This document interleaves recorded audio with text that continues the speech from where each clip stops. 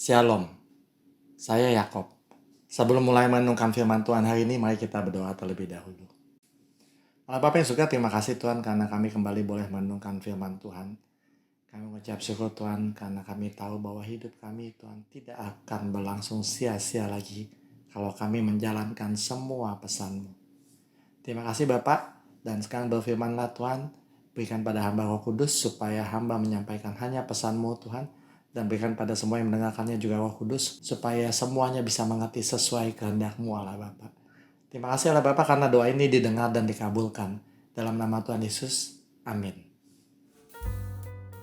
Bapak Ibu, ada satu ayat yang menarik sekali di Amsal 14. Amsal 14 itu bunyinya seperti ini. Wanita-wanita yang bijak membangun rumahnya, tetapi yang bodoh merobohkannya dengan tangannya. Bapak Ibu, kalau kita lihat kata bijak di sini menggunakan kata hokmah. Hokmah itu hikmat Tuhan ya Bapak Ibu. Jadi kalau kita baca di Yesaya 11, roh Tuhan ada padanya, roh hikmat dan roh pengertian. Kata hikmat di Yesaya 11 itu menggunakan kata hokmah juga. Jadi ini adalah wanita-wanita yang punya hikmatnya Tuhan. Waktu saya pertama kali dapat ayat ini Bapak Ibu, saya bertanya sama Tuhan, Tuhan ini kok wanita ya, berarti pria enggak ya? Tuhan bilang enggak, ayat ini betul. Sebab kalian semua kan adalah mempelai Kristus. Jadi Bapak Ibu, secara aneh sekali, Salomo tuh udah tahu bahwa kita semua itu wanita di hadapan Allah. Jadi Bapak Ibu, saya akan bacakan sekali lagi. Wanita-wanita yang berhikmat, yang hokmah, yang punya hikmat Tuhan, itu membangun rumahnya. Tetapi wanita yang bodoh merobohkannya dengan tangannya sendiri. Jadi Bapak Ibu, ini pertanyaan kita hari ini. Hari ini kita itu pergi ke pasar, hari ini kita ke sekolah, hari ini kita bekerja. Itu sebenarnya kita sedang membangun rumah atau sedang meruntuhkan rumah. Bahaya nih Bapak Ibu, kalau kita ternyata sedang meruntuhkan rumah kita sendiri. Jadi coba kita ambil waktu sebentar untuk merenungkan hari ini kita melakukan apa sih? Yang kita lakukan itu membangun apa? Atau malah kita meruntuhkan rumah kita? Nah Bapak Ibu, sebenarnya pertanyaan ini sulit dijawab. Karena sebenarnya kita harus tahu dulu apa sih tolok ukur membangun itu. Apa yang mesti kita bangun gitu ya sebenarnya di dunia ini. Kita perlu tolok ukur, kita perlu benchmark. Kalau kita udah punya benchmarknya, maka kita tahu kita ini sedang membangun atau meruntuhkan. Contoh benchmark itu yang paling gampang Bapak Ibu itu lihat persaingan antara Coca-Cola dengan Pepsi Cola ya Bapak Ibu ya. Pepsi Cola itu punya Coca-Cola sebagai benchmark. Jadi dia bisa tahu dia itu sebenarnya maju atau mundur dalam bisnis. Jadi kalau dia tahu tahun ini Coca-Cola membuka 40.000 cabang baru, maka kalau Pepsi Cola cuma bisa 20.000, dia tahu dia belum membangun dengan benar. Nah, Bapak Ibu, benchmark itu sangat diperlukan sekali. Apa sih benchmark kita dalam membangun? Sebenarnya kita harus membangun di bidang apa aja gitu. Nah, Bapak Ibu, mari kita lihat beberapa benchmark yang Alkitab berikan kepada kita. Yang pertama itu benchmark yang dari Yohanes 1 ayat 12. Semua orang yang menerima Kristus diberinya kuasa supaya menjadi anak-anak Allah, yaitu mereka yang percaya dalam namanya. Jadi benchmark yang pertama adalah kita harus punya kuasa sebagai anak-anak Allah. Kalau kita hidup di dunia dan kita nggak punya kuasa anak Allah, berarti hidup kita itu sia-sia, zong gitu, nggak ada isinya sama sekali. Jadi tiap hari kita harus melakukan kegiatan-kegiatan yang membuat kuasa kita sebagai anak Allah itu makin meningkat, bukan makin menurun. Nah, kalau hari ini kita melakukan kegiatan-kegiatan yang membuat kuasa anak Allah itu tambah berkurang di diri kita, itu artinya kita sedang meruntuhkan. Jadi Bapak Ibu, saya bacakan sekali lagi Yohanes 1 ayat 12. Tetapi semua orang yang menerimanya diberinya kuasa supaya menjadi anak-anak Allah. Nah Bapak Ibu, ini menjawab beberapa pertanyaan teman-teman saya yang nanya, Yakob, gimana sih caranya kita bisa punya kuasa seperti Tuhan Yesus menyembuhkan orang sakit, mengusir setan? Bapak Ibu, Yohanes 1 ayat 12 ini menjawabnya, yaitu kita harus menerimanya. Tetapi sayangnya Alkitab kita terjemahannya tidak begitu tepat.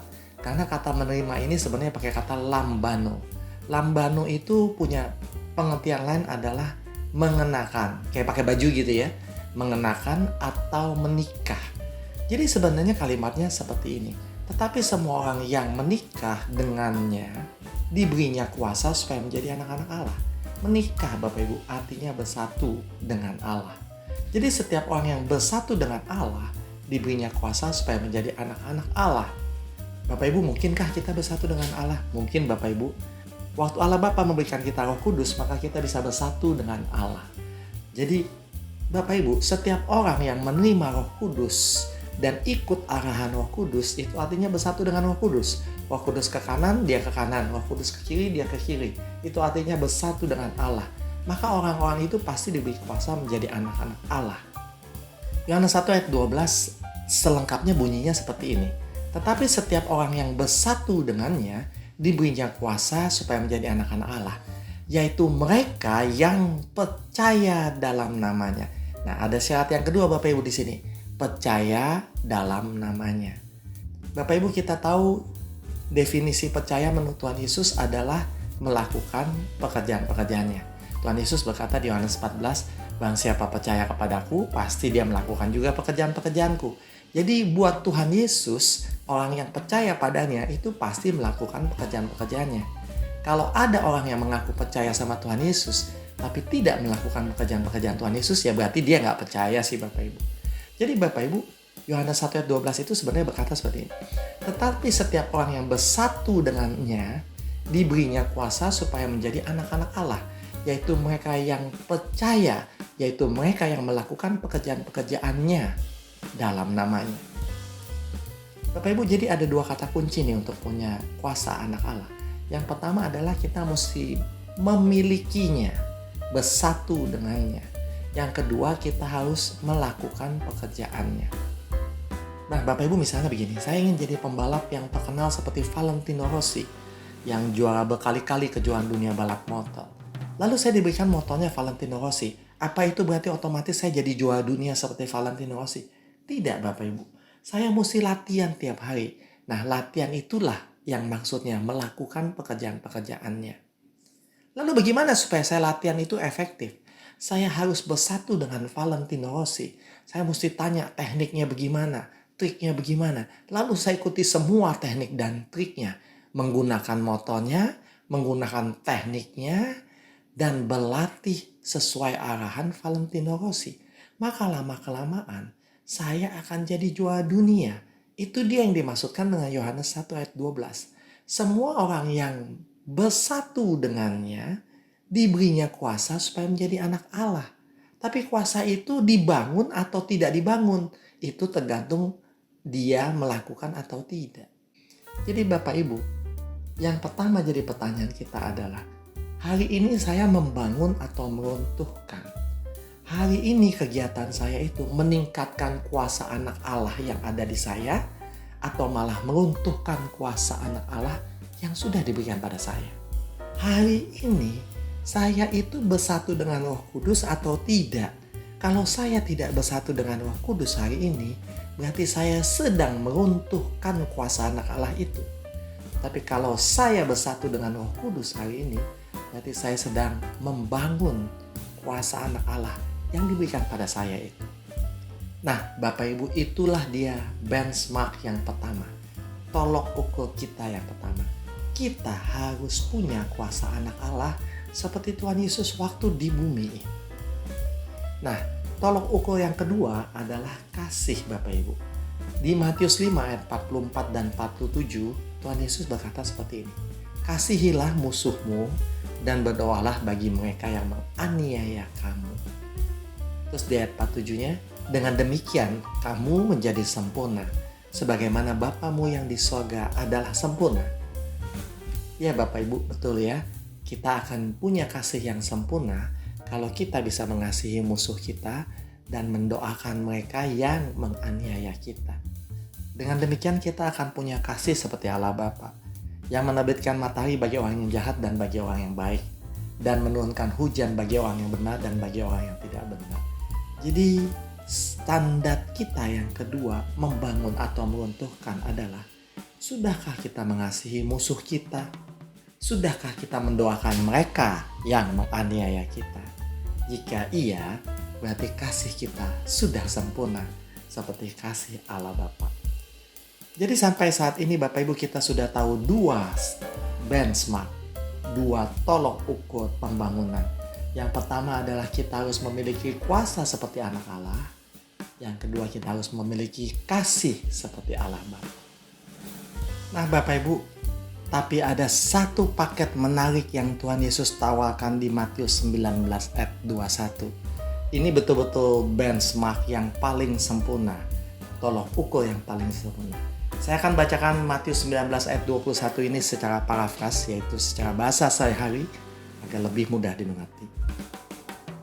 Matius 19 ayat 21, Yesus berkata kepada orang kaya itu, "Jikalau engkau hendak sempurna, pergilah, jualah segala milikmu dan berikanlah itu kepada orang-orang miskin, maka engkau akan beroleh harta di sorga. Kemudian datanglah kemari dan ikutlah aku." Bapak Ibu, Tuhan Yesus tawarin paket sempurna. Jikalau kamu hendak sempurna, kamu jual semua milikmu, bagikan pada orang miskin. Maka kamu beroleh harta di sorga. Jadi Bapak Ibu, kalau orang itu menjual segala miliknya dan membagikannya kepada orang miskin, maka dia mengkonversi hartanya yang di bumi itu menjadi harta di sorga. Itu langkah pertama.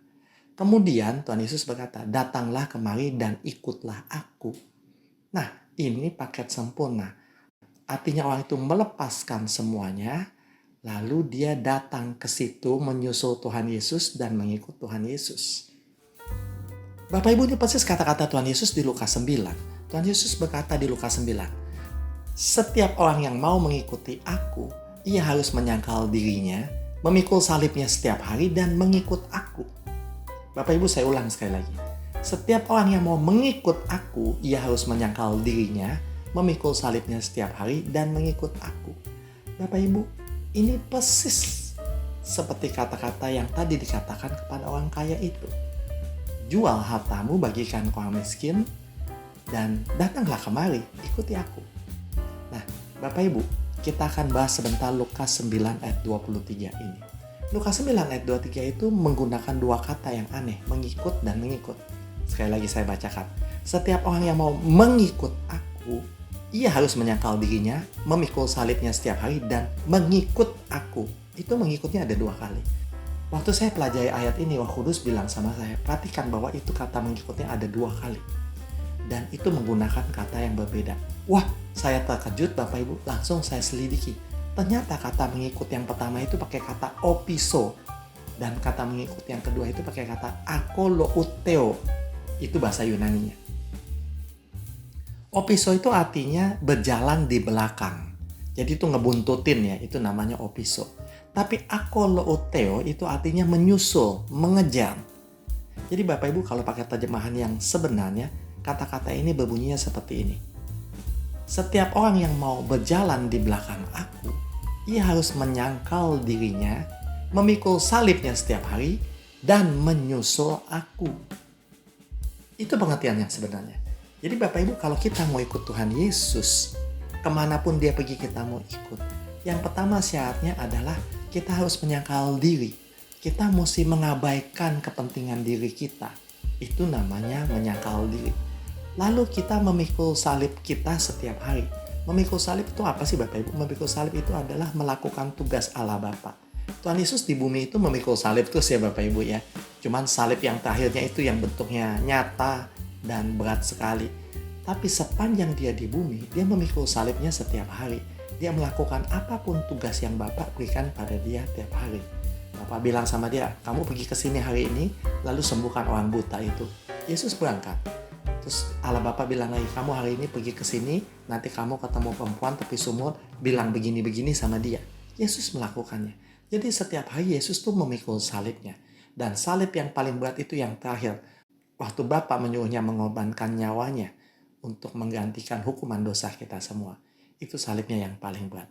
Nah, Bapak Ibu, jadi kita itu harus menyangkal diri kita, mengabaikan kepentingan kita, lalu melakukan tugas Bapa setiap hari, dan yang terakhir menyusul Tuhan Yesus. Akolouteo Tuhan Yesus. Bapak Ibu, kata akolouteo ini sangat penting. Karena ternyata waktu Tuhan Yesus panggil murid-muridnya, dia panggil Petrus, Petrus ikutlah aku. Itu pakai kata akolouteo juga. Jadi sebenarnya dia bilang sama Petrus, Petrus, susul aku. Itu artinya kemanapun dia berada, Petrus harus menyusulnya. Itu juga yang dia katakan pada murid-murid yang lainnya. Akolo uteo aku, susullah aku. Jadi Bapak Ibu, kalau kita serius sama Tuhan Yesus, pasti kita menyusul Tuhan Yesus dimanapun dia berada. Kita akolo uteo Tuhan Yesus dimanapun dia berada. Tapi pertanyaannya adalah, untuk apa kita akolo uteo Tuhan Yesus? Nah, Bapak Ibu, kita mendapatkan jawabannya di perkataan Tuhan Yesus di Yohanes 12 ayat 26. Tuhan Yesus berkata begini, barang siapa melayani aku, dia harus akolouteo aku. Jadi kita akolouteo Tuhan Yesus untuk apa? Untuk melayani dia. Lalu Tuhan Yesus melanjutkan di Yohanes 12 ayat 26 ini. Di mana aku berada, di situ pun pelayanku akan berada. Jadi Tuhan Yesus ada di Semarang, pelayannya pun ada di Semarang. Tuhan Yesus ada di Rumah Sakit Jatinegara, maka pelayannya pun akan ada di Rumah Sakit Jatinegara. Lalu Tuhan Yesus menutup dengan kalimat ini, barang siapa melayani aku, ia akan dihormati Bapa. Jadi kalau kita akolouteo Tuhan Yesus, menyusul Tuhan Yesus dimanapun dia berada, lalu kita melayani dia di situ, maka kita akan dihormati Bapa, dimuliakan Bapa sebenarnya kalimat aslinya. Kita akan diangkat tinggi oleh Bapa. Bapa akan membuat kita dihormati oleh banyak orang. Kalau kita akolouteo Tuhan Yesus dan melayani Tuhan Yesus. Nah Bapak Ibu, inilah dia benchmark yang paling tinggi yang akan membuat kita sempurna di bumi ini dan di surga. Yaitu kita menyangkal diri, lalu kita memikul salib kita tiap hari, dan kemudian akolouteo Tuhan Yesus, menyusul Tuhan Yesus untuk melayani. Nah, kembali ke pertanyaan kita tadi yang di awal. Apakah kegiatan saya hari ini membangun atau meruntuhkan? Jadi mudah sekarang. Kita lihat apakah hari ini kita menyusul Tuhan Yesus atau tidak. Kalau kita tidak menyusul Tuhan Yesus, berarti kita sedang meruntuhkan. Tapi kalau kita hari ini menyusul Tuhan Yesus untuk melayani Dia, itu artinya kita sedang membangun. Atau pertanyaannya disederhanain, apakah hari ini kita memikul salib kita atau tidak? Memikul tugas yang Bapa berikan pada kita atau tidak? Kalau hari ini kita tidak melakukan tugas yang Allah Bapa berikan pada kita, berarti kita sedang meruntuhkan.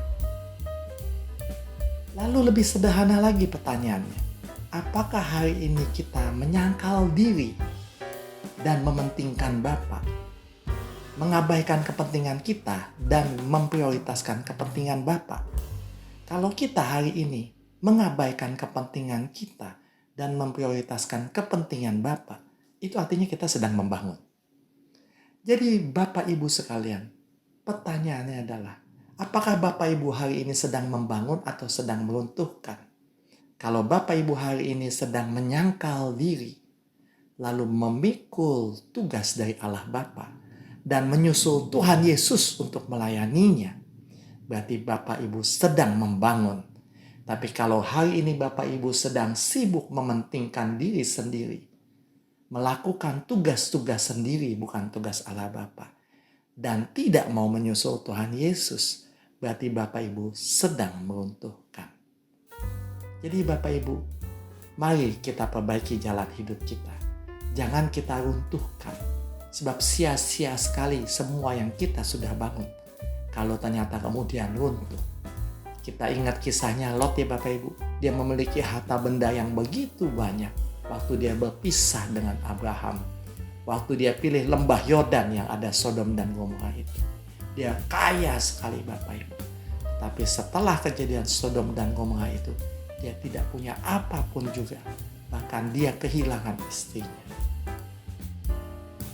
Bapak Ibu, jangan tempuh jalan itu. Sia-sia hidup kita kalau kita ujungnya seperti itu. Mari kita ubah hidup kita. Kita sangkal diri, kita pikul salib kita tiap hari, dan kita akolouteo Tuhan Yesus. Amin. Mari kita berdoa. Allah Bapa, terima kasih untuk firman yang indah ini, sehingga kami bisa mengevaluasi diri kami. Apakah kami sedang membangun atau meruntuhkan?